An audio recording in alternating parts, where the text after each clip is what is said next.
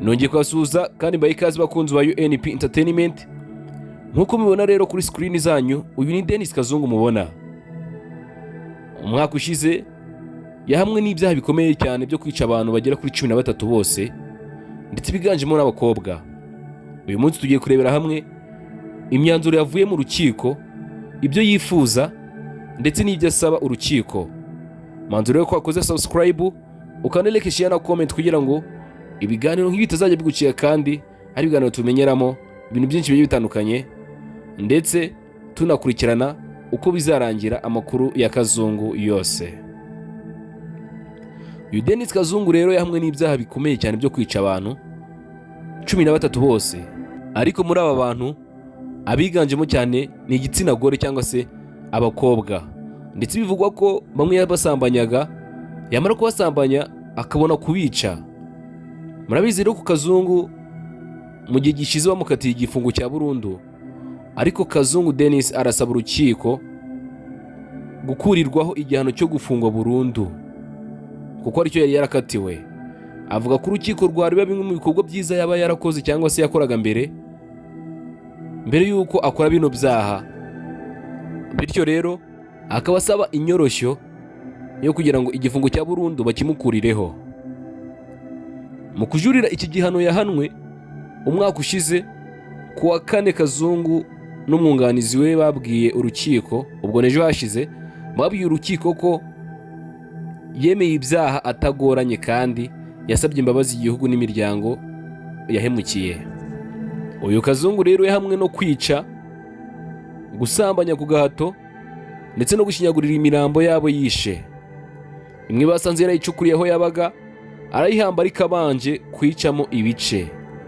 Iyi nkuru ibabaje rero ikaba yaramenyekanye mu mwaka wa 2023, ikababaza abantu benshi cyane mu Rwanda ndetse no hanze yarwo. Uyu ni Maître Faustin Murangwa wunganira Kazungu mu bijyanye n'amategeko, yabwiye urukiko i Kigali ko ibyo Kazungu asaba abyemererwa n'amategeko, kuko hari n'abandi avuga ko bakoze ibyaha nk'iby'umukiriya we bakabyemera ndetse bakagabanyirizwa ibihano. Ndetse Maître Murangwa yasabye umucamanza kureba ku mateka ya Kazungu abayeho ubuzima bw'ubupfubyi, akanareba ibikorwa byiza yaba yarakoze mbere yuko akora ubwicanyi nka buriya.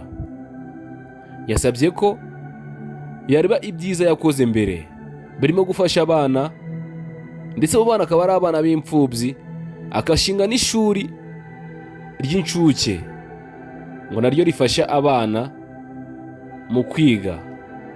Ubwo rero ngo ibingibi bakabirebyeho kugira ngo Kazungu bashe kuba bamworohereza bakamukuriraho igifungo cya burundu.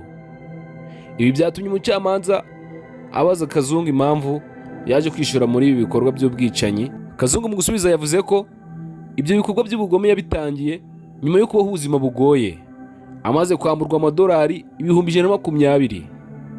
Aya madolari akaba yarayambuwe ari muri Uganda, ndetse avuga ko yari yajyanye mu bijyanye n'ubucuruzi, ariko bikaza kurangira ayambuwe yose. Ubushinjacyaha buhawe ijambo bwavuze ko kugabanyiriza ibihano Denis Kazungu byaba ari ukwirengagiza uburemere bw'ibyaha yaba yarakoze, ngo kandi ibingibi bishobora kuba byatera bamwe ihungabana. Ndetse mu rubanza kuri uyu wa 4, ubwo nejo hashize, havuzwe ikibazo cy'indishyi z'akababaro Kazungu yategetswe kwishyura imwe mu miryango y'abantu yaba yarishe. Uwitwa Marcel Kamari niwe wasabiwe indishyi ziri hejuru za miliyoni 12 y'u Rwanda, kuko yiciwe umwana. Ndetse mu barega indishyi z'akababaro harimo n'umuryango w'umusore witwa Yves Kimenyi. Uyu Yves Kimenyi akaba yaraburiwe irengero, ariko akaba nta bimenyetso bihamya neza ko yaba yarishwe na Kazungu. Ariko kandi ikintu gishingirwaho bavuga ko basaba indishyi z'akababaro kubw'umuhungu wabo Yves Kimenyi, nuko ibikoresho bya Kimenyi ngo byagurishijwe na Kazungu. Umuryango wa Kimenyi rero uvuga ko ari Kazungu ushobora kubazwa irengero rye. Mu kubazwa, Kazungu yavuze ko yari azi Kimenyi, ndetse ko yari n'inshuti ye cyane. Avuga ko yamuzigiye ibikoresho bye byo mu nzu, amubwira ko agiye kujya muri Kongo, ajyanye n'abantu bari bagiye mu bucukuzi bw'amabuye y'agaciro. Kazungu yavuze ko atigeze yica Kimenyi kandi ko atazi n'aho yarengeye, usibye gusa ko yamusigiye ngo ibikoresho agiye kujya mu gihugu cyo muri Kongo.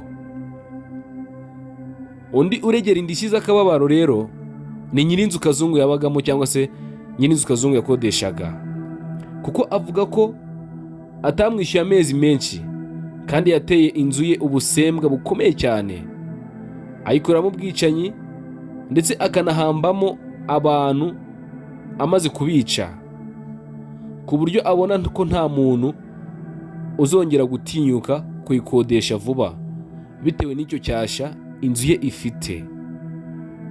Ubushinjacyaha rero buvuga ko ubujurire n'ubusabe bwa Kazungu bwo koroherezwa igihano bugomba guteshwa agaciro. Kazungu yakatiwe gufungwa burundu mu kwezi kwa gatatu k'umwaka ushize. Icyemezo cy'urukiko kuri ubu bujurire bwe, urukiko rwavuze ko kizatangazwa tariki 11 z'ukwezi gutaha kwa Nyakanga. Bivuze ko rero ibyo Kazungu yasabye ategereje igisubizo nawe bitewe n'ibyo yaba yasabye. Ngayo nguko rero uko urubanza rwa Kazungu Denis rwagenze kuri uyu wa kane ushize. Ibyo urukiko rwemeza ruzabyemeza tariki 11 z'ukwezi kwa karindwi, nibwo tuzamenya imyanzuro ya nyuma urukiko rwafatiye uyu Denis Kazungu. Rero ntuzacikwe n'imyanzuro y'urubanza rwa Kazungu. Wari kumwe na UNP Entertainment. Reba ko ukoze subscribe nyaboneka, ukana like, share na comment kugira ngo ibiganiro nk'ibi bitazajya bigucika kandi ari ibiganiro tugenda tumenyeramo aho abandi bageze cyangwa se aho isi igeze muri rusange. Ibiganiro nk'ibi nakagaruka. Ciao ciao, murakoze cyane.